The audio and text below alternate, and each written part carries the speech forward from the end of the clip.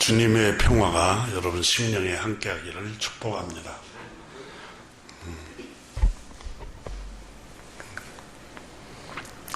지구촌에 여러 민족이 살고 있습니다.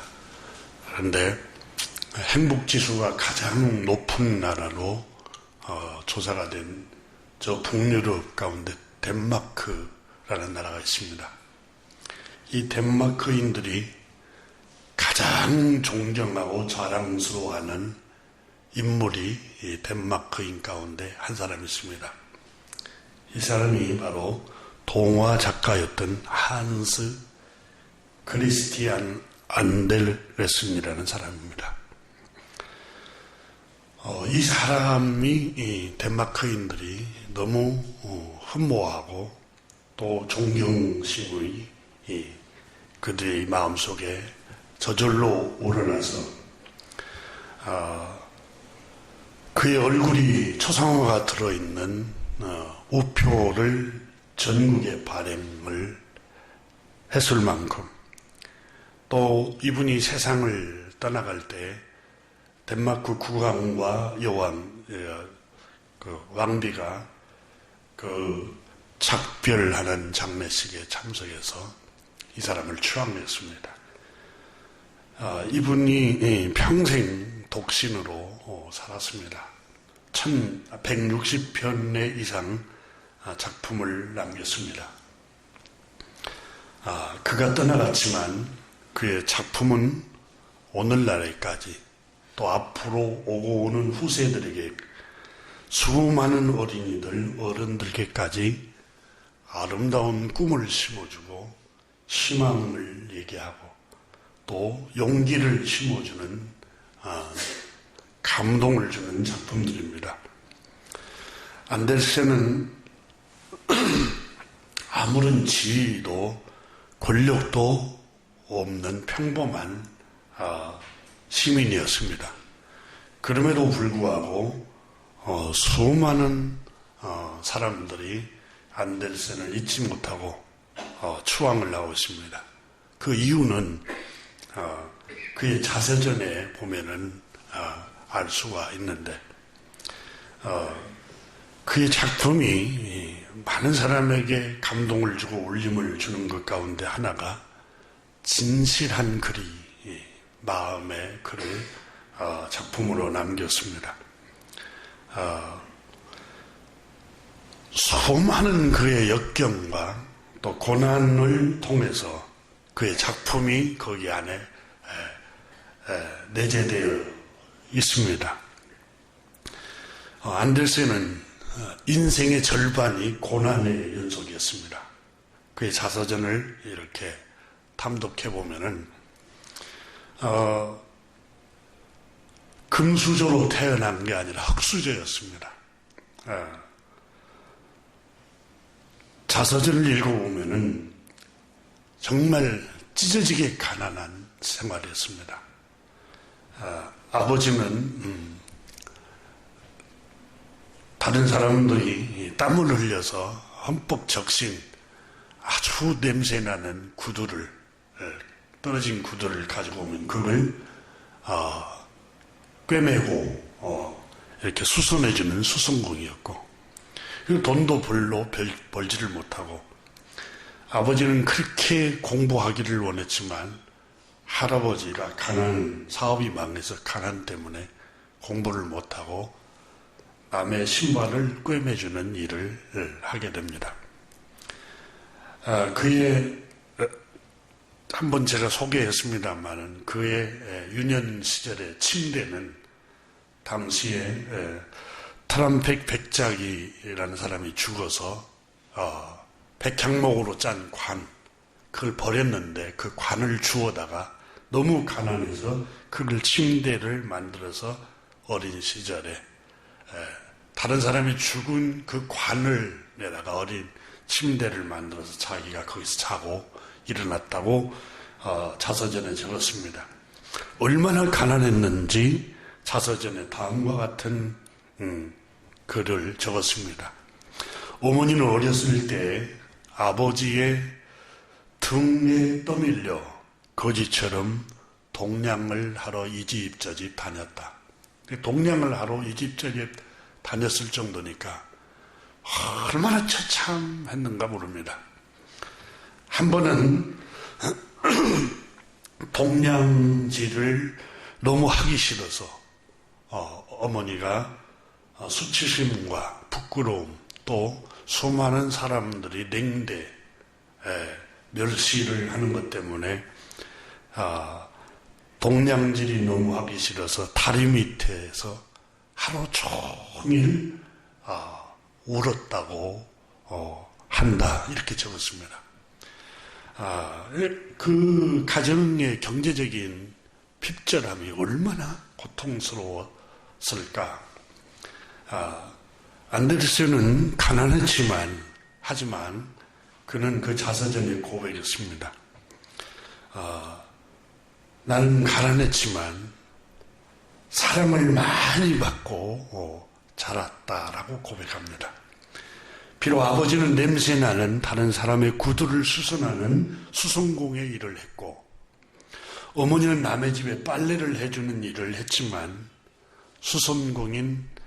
구두 수선공인 아버지와 어머니는 나를 진정으로 사랑하셨다.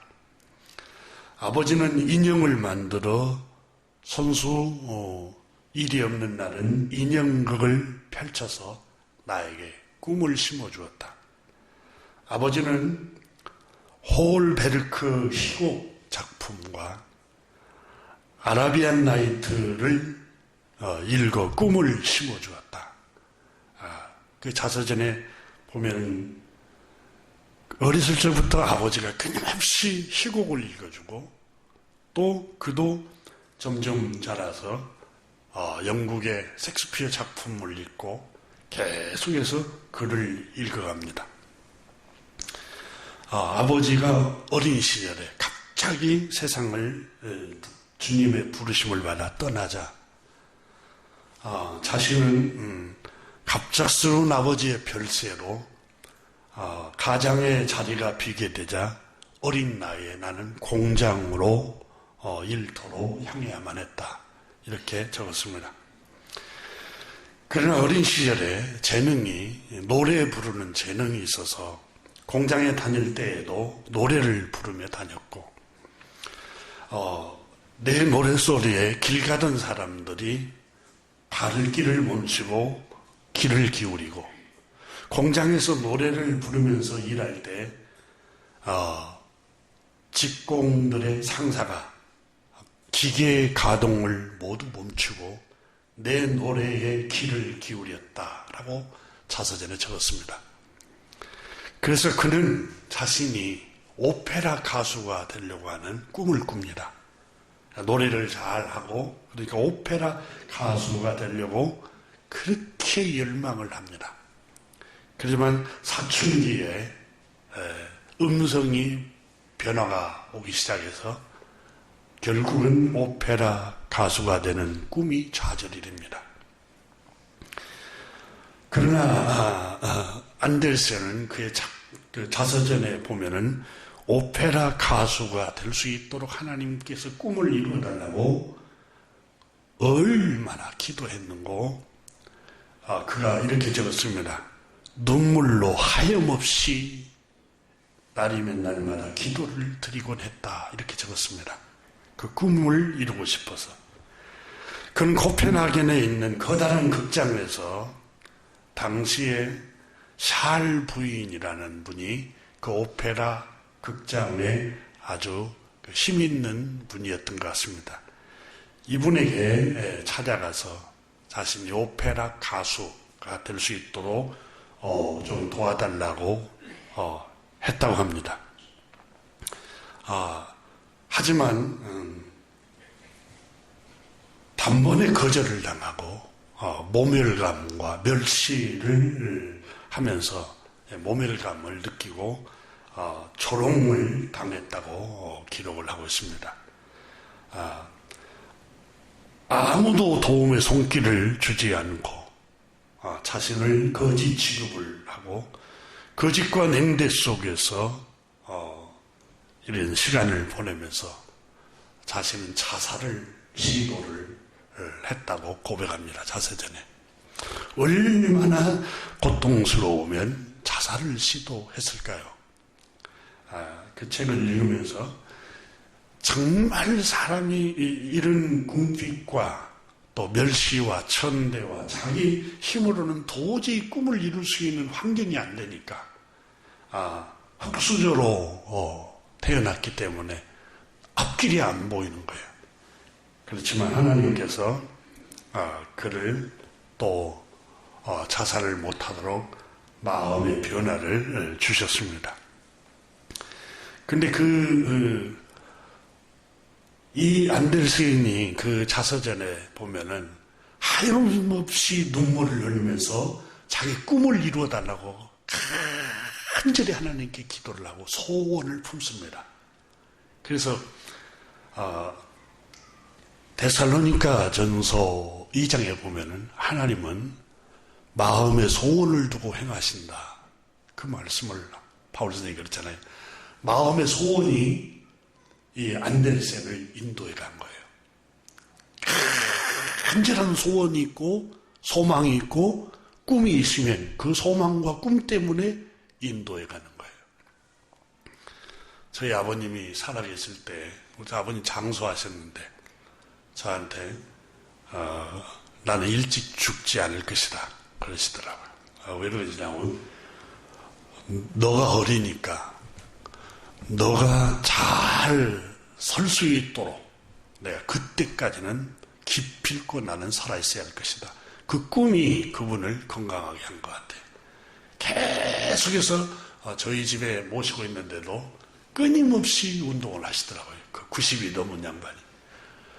한두 시간은 물론이고 서너 시간씩 막 걷고 다니시고 꿈이 있으니까. 그래서 이 안델센이라는 분도 아주 어마어마한 열망을 품습니다. 꿈을 품어요. 오늘 아침에 제가 그 아내를 깨워서 주님께 먼저 기도한 다음에 일찍 운동하러 가자고 그래서 학교 앞에 집 앞에 운동적인 초등학교가 있습니다. 제가 거의 매일 한 번씩 빠먹기는 하지만 5바퀴씩 돕니다. 뛰어가지고. 근데 거의 80이 넘으신 할머니가 항상 혼자 입을 중얼중얼 하면서 그 새벽에 그렇게 돌아요. 계속. 그래서 제가 여보 저 할머니는 제가 인사를 하면서 안녕하세요 인사하면서 저분은 장수할 것이라고. 내가 오래 장수해야겠다는 저 꿈이 없으면 어떻게 이 새벽에 이 아침에 저 운동장을 돌겠냐고. 꿈이 있고 나는 건강하게 살 거야. 나는 기필코 장수하면서 행복하게 살 거야 하는 그 열망과 꿈이 있으니까 저렇게 열심히 운동을 하는 거 아니냐고.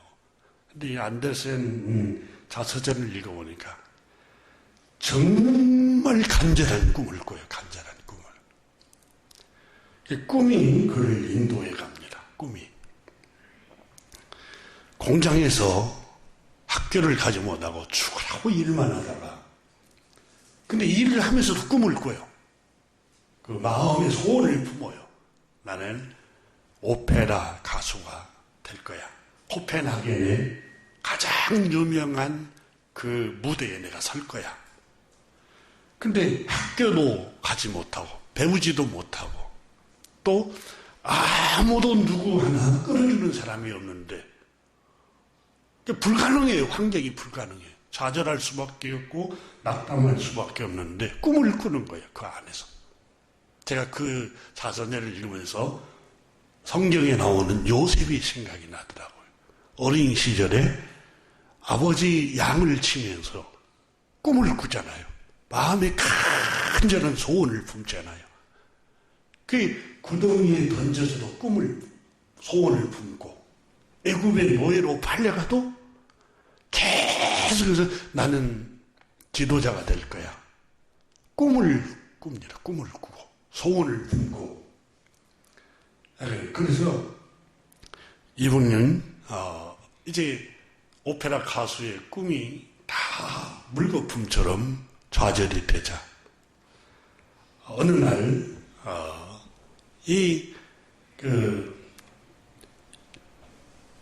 요나스 골린이라는 아주 귀한 사람을 만나게 됩니다. 이 사람이 당대에 그 나라의 의원이었습니다. 국회의원.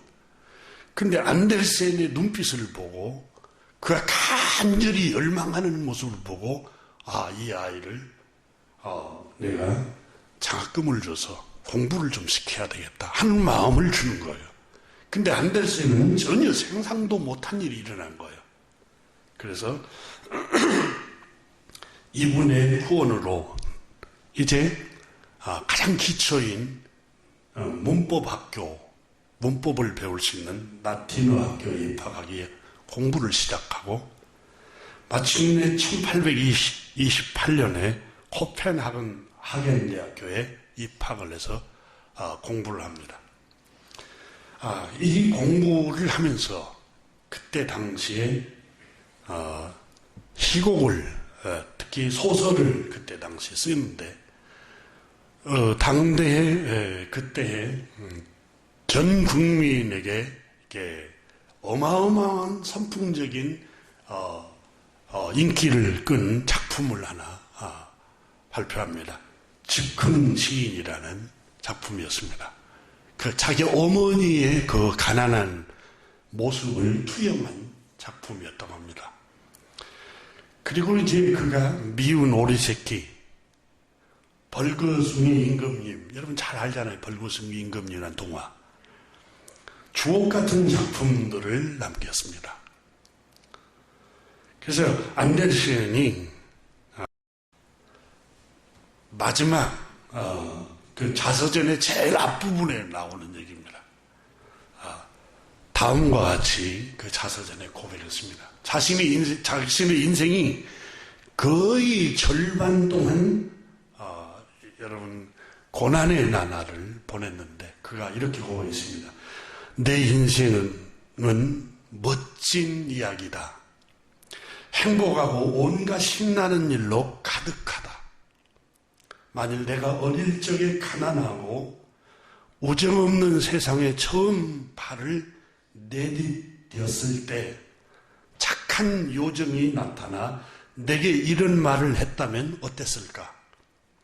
안데르센, 너는 어떤 인생을 살아갈지 내 마음대로 선택권을 내가 주마.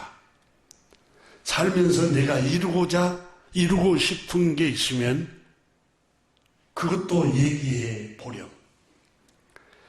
인생의 모든 단계에서 내가 원하는 대로 살 수 있게 해줄게. 내가 내 옆에서 지켜주고 안내해 줄 테니까. 그 어떤 착한 요정이 나를 지켜주고 안내하더라도 지금보다 더 행복하고 신나는 인생을 나는 살지 못했을 것이다.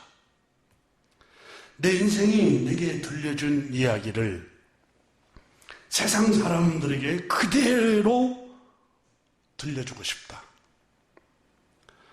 만물을 주관하시는 사랑의 하나님이 내 곁에 계시고 그분이 언제나 모든 걸 훌륭하게 가르쳐준다고 세상 모든 사람들에게 알려주고 싶다. 이렇게 그의 자서전에 적고 있습니다. 근데 그가 고백하는 그 가운데 하나가 내 인생은 정말 멋지고 행복하고 온갖 신나는 일로 가득 찼다. 이렇게 적었습니다. 고난을 그렇게 표현을 했던 것입니다.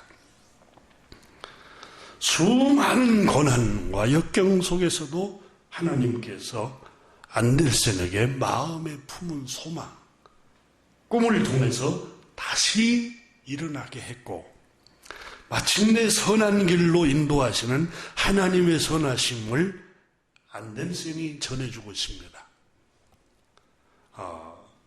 안데르센은 하나님의 선하신 손길을 믿었습니다. 할머니 그리고 어머니 루터교 신자였던 어머니를 통해서 창조주 하나님을 의지하고 그분의 말씀을 믿고 바라볼 때 하나님은 마침내 선한 길로 인도한다는 그 말씀을 굳게 믿음으로 그는 행복한 인생을 살았다고 고백했습니다. 사랑하는 교우 여러분, 하나님께서 오늘 본문에 분명히 말씀합니다. 바울 선생이라는 아주 훌륭한 영적인 하나님의 사람을 통해서 28절에 우리가 알거니와 우리는 알고 있습니다. 하나님을 사랑하는 자, 곧 하나님의 부르심을 입은 자들, 예수 그리스도 안으로 불러냄을 받고 예수님을 구주로 영접한 사람들은 모든 것이 협력하여 선을 이루느니라. 이렇게 하나님께서 바울 선생을 통해서 말씀합니다. 바울 선생은 오늘 본문에서 너무너무 놀라운 말씀을 하고 있습니다. 8장 1절에서는 그러므로 이제 그리스도 예수 안에 있는 자에게는 결코 정죄함이 없습니다. 그렇습니다. 누구도 그리스도 예수를 믿는 우리를 정죄할 수가 없습니다.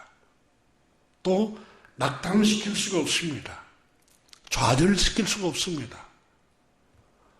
죄와 저주와 영원한 심판도 예수 안에 있는 사람들을 낙담시킬 수 없습니다. 왜냐하면 예수 안에 있는 생명의 성령의 법, 구원하시는 예수님의 그 말씀, 하나님의 그 구원의 법이 우리를 죄와 저주와 사망에서 해방시켰습니다. 어디 이뿐입니까? 그것뿐만 아니라 예수 안에 있는 우리는 하나님이 우리 아버지십니다. 우리는 그분의 자녀입니다. 이 땅에서 우리가 고난을 받을지라도 현재의 고난은 장차 우리에게 다가올 영광과는 비교할 수도 없습니다. 영원한 천국 하나님의 나라가 기다리고 있습니다. 또한 이 세상을 사는 동안 우리가 당하는 현재 고난은 결국은 우리를 모든 것이 이 고난이 결국은 복을 가져옵니다. 이 고난을 당할 때 우리는 혼자가 아닙니다. 성령님이 우리의 연약함을 도우시려고 우리 곁에 와 계십니다. 우리의 마음속에 진리의 말씀으로 우리를 인도해 가고 계십니다. 성령님은 또한 우리를 위해서, 우리 연약함을 위해서 간절히 기도를 드리고 있습니다. 어디 이뿐입니까? 성령님은 그리스도 예수 안에 있는 우리를 위하여 간구할 뿐만 아니라 예수 안에 있는 그리스도인으로 부르심을 받은 모든 하나님의 사람들은 모든 일이 결국은 선을 가져온다는 사실을 믿으십시오. 바울 선생이 이렇게 로마서에 말씀을 하고 있습니다. 그래서 바울 선생이 오늘 본문 로마서 8장 28절 말씀에 모든 것이 협력하여 선을 이루음을 믿으십시오. 이렇게 말씀을 하는데 아주 더 쉽게 우리가 이해하기 쉽게 번역한 공동 번역 성경은 이렇게 번역했습니다. 이 구절을 하나님을 사랑하는 사람들, 곧 하나님의 계획을 따라 부르심을 받은 사람들에게는 모든 것이 서로 작용해서 좋은 결과를 이룬다는 것을 우리는 압니다. 그러니까 모든 것이 서로 작용을 해서 결국은 좋은 것을 가져온다는 겁니다. 얼마나 놀라운 말씀입니까? 결국은 현재 고난만 바라보지 말고 이 고난이 작용을 해서 결국은 좋은 일을 가져옵니다. 이렇게 말씀을 합니다. 다시 말하면 고난을 긍정적으로 바라봤습니다. 낙관적으로 바라봤습니다. 교우 여러분, 성경은 기적의 책입니다. 성경은 놀라운 기적이 행한 일을 기록하고 있습니다. 창조주 하나님이 살아계심을 기록하고 있습니다. 말씀으로 천지를 창조하시고 또 여러 기적을 행하는 게 성경에 기록되고 있습니다. 근데 이스라엘 백성들이 애굽의 노예 생활 430년의 노예 생활에서 무기 하나도 없이 아무런 무기 없이 맨손으로 하나님의 능력으로 그들이 독립을 하고 해방을 해서 젖과 꿀이 흐르는 가나안 땅에 들어갔습니다. 너무너무 기적적인 일입니다. 애굽은 바로 임금은 전차 부대가 있었습니다. 정예의 부대가 있었습니다. 무기가 있었습니다. 근데 그걸 하나님의 능력으로 그 땅을 탈출을 해서 구원을 받고 젖과 꿀이 흐르는 땅에 가게 됩니다. 그런데 성경이 뭘 말합니까? 하나님은 능치 못할 일이 없으십니다. 라는 사실을 그 이스라엘 백성들을 통해서 보여줍니다. 그리고 젖과 꿀이 흐르는 가나안 땅에 들어가는데 가만히 있으면 들여보내주지 않고 하나님께서는 구하라고 그랬습니다. 인간이 최선을 다해야 됩니다. 최선을 다해야 돼요. 기도만 하고 가만히 있으면 안 돼요. 최선을 다해야 됩니다. 그런데 이스라엘 백성들에게 젖과 꿀이 흐르는 땅을 한 번도 가보지도 않는 땅을 가려고 할 때 정탐꾼 12명을 보냈습니다. 12명을 먼저 가나안 땅에 보냈어요. 가나안 땅에 여러분 갔지만 거인들, 아낙 자손들이 살고 있었습니다. 현실적으로 볼 때 그들은 거인이고 이스라엘 백성들은 메뚜기에 불과했다고 평가를 했습니다. 그래서 우리는 가면은 잡혀 죽습니다. 비관적으로 10명의 사람들이 바라봤습니다. 근데 2명의 사람은 하나님께서 그 약속의 땅을 주기로 말씀으로 약속을 했어요. 말씀으로. 그러니까 그 말씀을 믿고 가자. 그 땅은 거인이 살고 있고 우리는 그들 앞에서 스스로 메뚜기와 같이 약하게 보일지라도 우리 힘으로는 안 되지만 하나님께서 말씀으로 능력의 말씀으로 약속했기 때문에 올라가자. 낙관적으로 바라봤습니다. 낙관적으로. 근데 성경이 뭘 말합니까? 비관적으로 바라본 사람들은 20세 이상 된 비관적으로 바라본 지파들은 불평하고 원망한 사람들은 다 죽었습니다. 다 죽었어요. 광야에서. 그러니까 낙관적으로 바라보고 긍정적으로 바라보고 말씀을 믿음으로 바라본 두 지파의 사람들은 젖과 꿀이 흐르는 땅에 그 풍요로운 땅을 들어갈 수 있었습니다. 성경이 뭘 말합니까? 하나님의 말씀이 무엇을 말합니까? 늘 비관적으로 바라보고 늘 부정적으로 바라보고 환경을 늘 원망하고 불평하고 우울하게 바라보는 사람들은 절대로 낙관적인 삶이 그들 앞에 하나님께서 펼쳐지지 못하게 하십니다. 긍정적으로 바라보고 낙관적으로 바라보고 믿음으로 바라보고 하나님의 약속의 말씀을 믿고 모든 것이 결국은 복을 가져올 거야 라는 낙관적으로 늘 바라보는 사람들에게 하나님께서 행복한 인생을 안델센에게 준 것처럼 주십니다. 성경이 뭘 말합니까? 적과 꿀이 흐르는 땅에 누가 들어갔다고 말씀합니까? 낙관적으로 바라보는 사람, 믿음으로 바라보는 사람, 그 사람들이 그 땅에 들어가게 되었던 것입니다. 지난 주간에 울면서 저한테 전화가 와서 어쩌면 좋냐고 다 슬퍼하고 울고 비관적으로 그러니까 제가 얘기를 했어요. 성도님, 비관적으로 또 울고 다 원망적으로 이렇게 생각을 하고 하시면 그런 일만 일어난다고.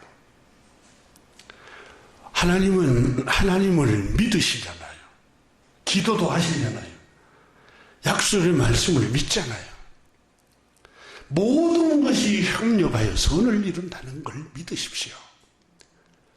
낙관적으로 하나님 항상 기뻐하라고 그랬잖아요. 모든 일에 감사하라고 그랬잖아요. 그런데 50년, 60년이 넘도록 예수님을 믿고 기도하는 사람이 왜 하나님의 말씀대로 믿음으로 바라보지 않습니까? 제가 장수할 수 있습니다. 오래 장수할 수 있고 믿음으로 살아가십시오. 낙관적으로 바라보고 늘 긍정적으로 믿음으로 바라보십시오. 이렇게 권하고 축복 기도를 해드렸습니다. 성경은 여러분 믿음으로 바라보라고 말씀합니다. 데살로니가 전서에는 하나님은 믿는 자 속에서 역사하느니라. 믿음을 갖고 있을 때 하나님은 역사하시는 거예요. 출애굽기 14장에 보면은 이스라엘 백성들이 해방을 받잖아요. 그런데 이스라엘 백성들이 출애굽기를 읽어보면은 모세의 하나님의 종의 말씀의 인도를 받아서 그 땅을 빠져나옵니다. 근데 바로 임금이 이스라엘 백성들을 노예로 부려먹기가 좋은데 그 벽돌을 굽고 농사일 하는 일만 시켰다고 출애굽기 1장에 나오잖아요. 히브리 백성들을. 농사 일을 하고 노동자들이 다 200만 명이 빠져나가니 애굽의 경제적인 손실이 얼마나 크겠어요. 근데 하나님께서 이스라엘 백성들을 그 땅을 해방시킬 때 바로 임금을 완악하게 만듭니다. 강팍하게 만들어요. 모세가 처음 이해를 못하잖아요. 너는 내 백성을 가서 이끌어내라. 해방을 시키라. 말씀을 들고 와서 바로에게 가서 내 백성을 보내라고 말을 해라.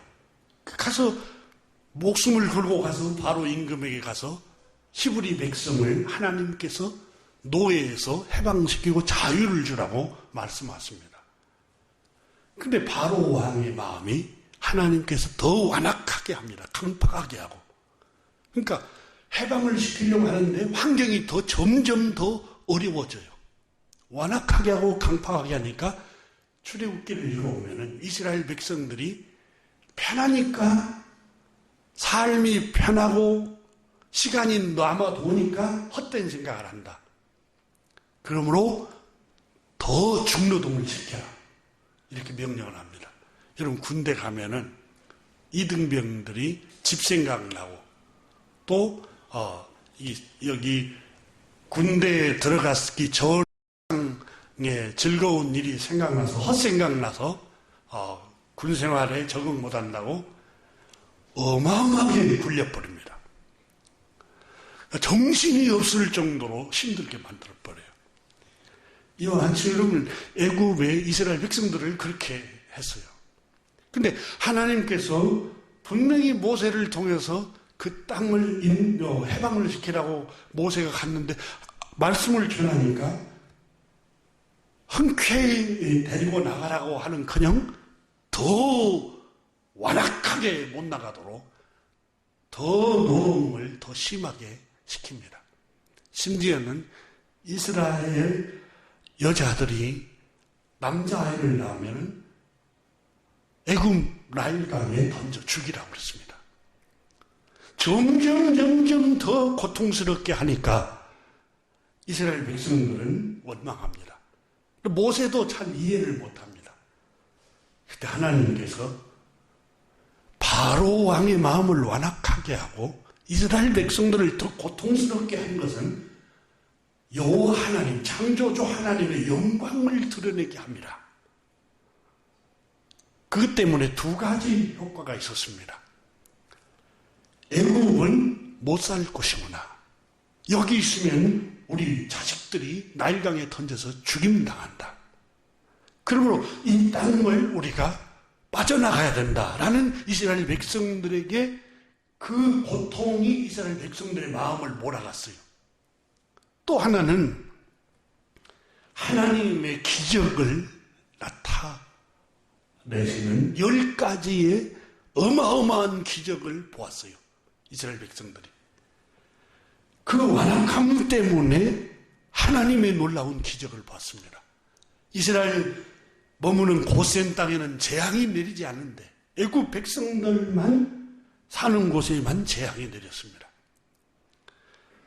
이스라엘 백성들은 하나님의 은혜로 그 땅을 빠져나옵니다. 빠져나와서 한참 사흘 길을 가는데 앞에 홍해 바다가 가로놓여 있습니다. 이 소식을 들은 바로 임금이 병거를 갖추고 신하들과 정예 부대를 몰고 이스라엘을 추격해 옵니다. 그들을 놓아준 게 후회스러워서 다시 추격해서 데리고 가려고 군대를 몰고 와서 이스라엘 백성들을 쫓아갑니다.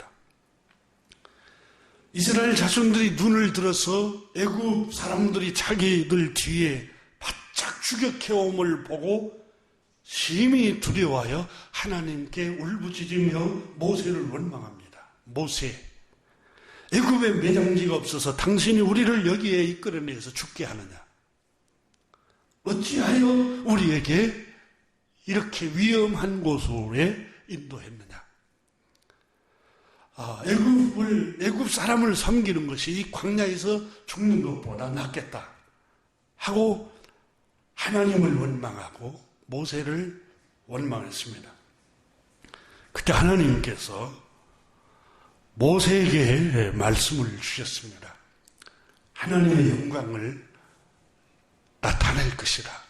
그래서 모세가 기도하다가 이스라엘 백성들에게 출애굽기 14장 13절에 너무너무 유명한 말을 합니다. 너희는 두려워하지 말고 이 현실 앞에는 홍해바다 뒤에는 애굽 군대가 추격해 오는데도 그 환경에서 너희는 두려워하지 말고 가만히 서서 여호와께서 오늘 너희를 위하여 행하시는 구원을 보라. 너희가 오늘 본 애굽 사람을 영원히 다시 보지 못하리라.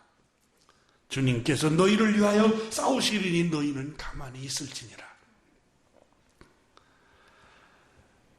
이렇게 모세가 외치고 하나님께 기도를 드립니다. 간절히 기도하고 있을 때 하나님께서 말씀합니다. 모세야, 어찌하여 엎드려서 기도만 하고 있느냐? 일어서서 이스라엘 백성들 앞으로 가서 지팡이를 들고 갈 곳을 지시해라. 갈 곳을. 방향을 제시해라는 거, 방향. 내가 애굽 사람의 마음을 완악하게 할 것인즉 너는 바다를 향해서 지팡이를 내밀면 나 여호와가 동풍을 불어서 바다에 길을 낼 것이다. 여러분, 바다에 어떻게 길을 내요? 상상이 안 가는 일이잖아요. 근데 하나님께서 바다에 길을 엽니다. 그리고 이스라엘 백성들이 그 바다에 위험한 물이 이스라엘 백성들을 보호하는 장벽이 되고 그곳을 마른 땅처럼 지나가는데 추격해오는 이스라엘 백성들을 추격해오는 애국 군대가 접근하지 못하도록 깊은 흑암으로 애국 백성들 앞에 막아버립니다. 하나님께서 더 접근을 못하도록 흑암 때문에 한 발자국도 못 나가도록 합니다. 그리고 하나님께서는 밤새도록 바닷물을 물러가게 해서 이스라엘 백성들을 건너간 후에 흑암을 걷어줍니다. 그러자 이스라엘 백성들이 그 길을 따라 건너간 줄 알고 애굽 사람들이 서둘러서 바다 길을 향해서 병거들과 군대가 따라 들어오자 하나님께서 모세를 통해서 바다를 향해서 지팡이를 향해라. 물이 좌우에 이스라엘 백성들을 보호하고 있던 그 위험한 물이 애굽 백성들을 다 수장시켜서 뒤엎어버려 죽여버렸습니다. 이게 출애굽기에 기록된 말씀입니다. 그러면서 하나님께서 말씀합니다. 너희는 두려워하지 말고 가만히 서서 주님께서 오늘 너를 위하여 행하시는 구원을 보라. 여러분 고난이 올 때 가만히 잠잠히 하나님을 바라보십시오. 시편에 나오잖아요. 참 내 영혼아 어찌하여 낭망하며 어찌하여 내 속에서 불안하였는고. 너는 잠잠히 하나님을 바라볼지어다. 여러분 내 힘으로 어떻게 할 수 없을 때 어려운 일을 당하고 슬픈 일을 당하고 고통스러운 일을 당할 때 내 힘으로 어떻게 할 수 없을 때는 하나님 앞에 엎드려서 잠잠히 하나님의 구원을 바라보라는 거예요. 어떻게 하나님이 행하신가를 한번 생각해 보세요. 그걸 성경에서 우리에게 말씀합니다. 이 세상에 여러 가지 시련과 환난, 어려운 일들이 있습니다. 우리 앞에. 근데 두려워하지 말라고 하나님께서 말씀합니다. 낙관적으로 보라는 거예요. 야고보서에도 형제들아 너희가 여러 가지 시련을 만나거든 온전히 기쁘게 여기라. 온전히. 이는 너희를 조금도 부족함이 없도록 하나님께서 인도하려 하십니다. 여러분 우리 주님께서 마태복음 6장 7장에서 말씀하셨잖아요. 너희 중에 악할지라도 자식에게는 좋은 것을 줄 줄 알거든 하물며 구하는 자에게 좋은 것으로 주시지 않겠느냐. 좋은 것으로. 저 안데르센이 오페라 가수가 되었다고 생각해 보세요. 그 당대의 노래가 부르면 날아가 버린대. 160편이나 되는 저 주옥 같은 작품들은 영원히 이 주님이 오실 때까지 사라지지 않고 그 작품은 오고 오는 사람들에게 울림을 줍니다. 더 좋은 것으로 인도를 했어요. 더 좋은 것으로. 요셉을 생각해 보세요. 그 고통스러운 형제들이 자기를 노예로 팔아버리고 다른 원수들이 팔면은 서럽지도 않죠. 피를 나눈 자기 형제들이 자기를 배신하고 자기 등에 칼을 꽂고 자기를 구덩이에 던져버리고 팔아버렸을 때 창세기 44장 45장에 가면 눈물 나는 고백을 하잖아요. 양식을 사러 왔던 형님들이 무릎을 꿇고 양식을 좀 달라고 구걸하니까 요셉이 총리가 되어서 형님들, 나는 애굽의 총리로 형님들이 판 동생 요셉입니다. 형들이 너무너무 깜짝 놀랐잖아요. 오돌오돌 떨면서 두려워하지 마소서, 겁내지 마소서, 왜 내 동생을 팔았는고 한탄하지 마소서. 그리고 그 다음에 하는 말이 너무너무 가슴 저리는 말씀을 합니다. 형님들이 나를 판 게 아니라 주님께서 나를 형님들 앞서서 보냈습니다. 훗날에 가나안 땅에 기근이 들 줄 알고 7년간 기근이 들 줄 알고 우리의 식구들, 우리의 형제들이 다 기근 때문에 굶어 죽을 것을 미리 알고 굶어 죽지 않고 살리시기 위해서 형님들의 마음을 완악하게 하고 형님들의 마음의 손길을 통해서 나를 앞서서 애굽에 보냈습니다. 여호와께서 이 큰 구원을 주시려고 나에게 그런 시련을 앞서서 형님들의 손을 통해서 시련을 주셨던 겁니다. 할렐루야. 여러분, 해석을 너무너무 아름답게 하잖아요. 너무너무 아름답게 하잖아요. 여러분, 불신자라면 형님들 내가 누군지 아세요? 당신들이 나를 판 요셉이 내가 총리예요. 당신들은 죽었어 이제. 여러분, 믿음이 없는 사람들은 그렇게 할지 몰라도 이 믿음의 사람 요셉을 보십시오. 하나님께서 더 모든 것이 협력하여 모든 것이 작용하여 더 잘되게 하려고 하나님께서 그토록 나를 슬프게 했고 그토록 나를 괴롭게 하셨고 그토록 나를 한이 맺히도록 아프게 하셨고 숨이 막히도록 고통스럽게 했습니다. 이렇게 하나님이 구원을 주시고 더 좋은 날을 주시기 위해서 하나님이 그런 일을 행하셨습니다. 이렇게 고백하잖아요. 믿음의 세계가 뭡니까, 여러분? 여러분, 우리가 뭘 믿습니까? 하나님을 믿고 주여 부르짖고 기도를 많이 하는데 뭘 믿습니까, 여러분?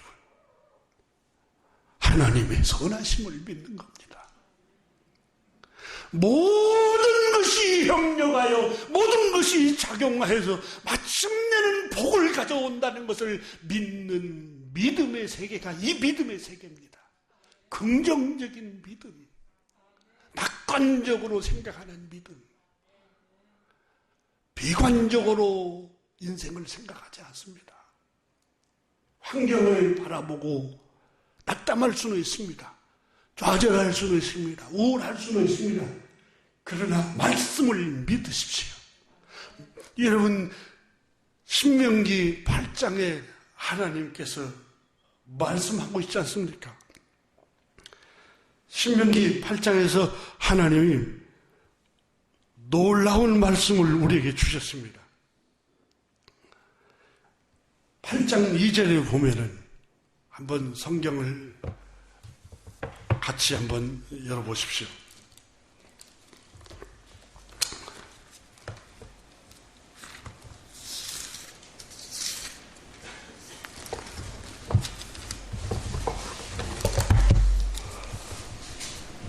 내 하나님 여호와께서 이 46년 동안에 내게 광야를 걷게 하신 것을 기억하라. 하나님께서 광야를 걷게 하신 것을 기억하라. 이렇게 말씀합니다. 이 광야는 신명기서 앞부분에 위험한 곳이라고 표현했습니다. 그리고 8장 15절에서도 40년 동안 광야를 너에게 걷게 하신 것을 생각해보라. 15절 보세요. 너를 인도하여 그 광대하고 위험한 광야, 너를 인도한 게 위험한 광야로 하나님이 너를 인도하신 것을 생각해봐라. 불뱀이 있고 정갈이 위협하고 마실 물이 없는 목마른 광야의 땅, 간조한 땅을 너를 인도하신 것을 생각해 보라. 왜 너를 그렇게 위험한 곳으로 40년간을 피눈물을 흘리도록 하나님이 하나님의 백성을 인도했느냐? 15절의 마지막 부분에 말씀합니다. 이는 너를 겸손하게 하며 너를 낮추며 너를 겸손한 성품으로 만들고 그 다음에 마침내 너에게 행복을 주게 하십니다. 여기서 복이라는 행복이라는 의미입니다. 마침내 너에게 복을 주게 합니다. 교우 여러분, 오늘 본문에 바울 선생은 우리가 알거니와 하나님을 사랑하는 자, 그 뜻대로 부르심을 입은 자들에게는 모든 것이 협력하여 작용해서 선을 이루느냐, 복을 가져오느니라. 교우 여러분, 하나님의 말씀을 믿고 의지하십시오. 환경에 흔들리지 말고 하나님의 말씀을 굳게 잡으십시오. 큰 풍랑이 오면 배가 흔들립니다. 그러나 항구로 와서 닻을 내리고 새 기둥에 묶어 있으면 큰 풍랑이 와도 출렁거리고 배가 아무리 출렁거려도 이 환란은 지납니다. 잔잔한 때가 옵니다. 오늘 성경은 모든 것이 작용해서 마침내는 복을 가져온다는 말씀을 믿으십시오. 이 말씀을 믿을 때 오늘 현실 보고 낙담하지 않습니다. 오늘 현실 때문에 슬퍼하지 않습니다. 오히려 하나님이 우리에게 이 모든 것이 작용하여 마침내는 복을 가져다 줄 것이다. 저는 한 번씩 어려운 일을 당할 때마다 하나님께서 주신 찬송을 내 영혼을 향해서 복음을 외칩니다. 너 하나님의 사람아 실망하지 말아라. 너를 품에 안으시고 동행하시는 하나님을 바라봐라. 저는 제 영혼에게 너 하나님의 사람아 실망하지 마.